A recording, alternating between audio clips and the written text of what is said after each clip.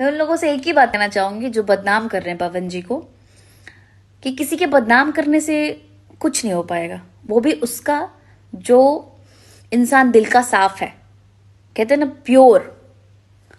मैं जहां तक जानती हूँ या रहती हूँ, मेरे साथ कभी उन्होंने गलत नहीं किया है। एंड ना वो कभी किसी के बारे में गलत बोलते हैं।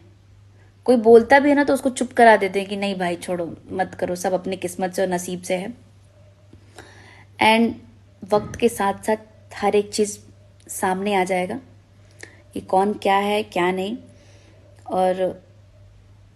और ये भी लोग कि लड़की एक्सचेंज करते हैं, ये करते हैं, वो करते हैं, मुझे तो नहीं लगता।